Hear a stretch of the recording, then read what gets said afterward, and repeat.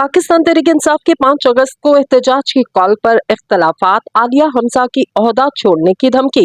पाकिस्तान तहरीक-ए-इंसाफ के 5 अगस्त को एहतजाज की कॉल पर मरकजी और पंजाब क़यादत में इख्तलाफात सामने आ गए। पंजाब की चीफ ऑर्गेनाइजर ने 5 अगस्त को एहतजाज न करने पर ओहदा छोड़ने की धमकी दे दी।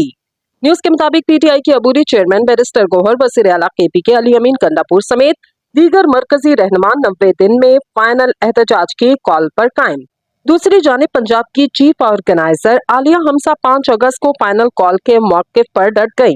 इससे कबल कयास आराइयां की जा रही थी कि पाकिस्तान तहरीक इंसाफ 5 अगस्त को अपने बानी इमरान खान की गिरफ्तारी के 2 साल मुकम्मल होने पर मुल्क गिर एहतजाज का ऐलान करेगी।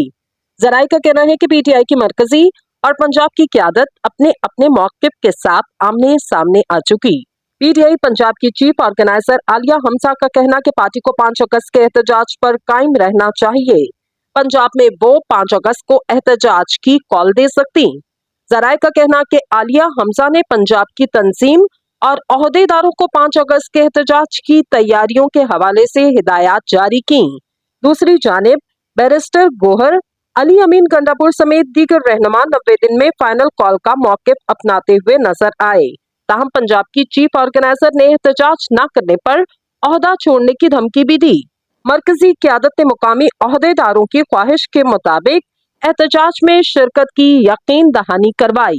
बानी पीटीआई इमरान खान के पैगाम पर इनकी हमशीरा अलीमा खान ने 5 अगस्त को एहतजाज का ऐलान कर रखा।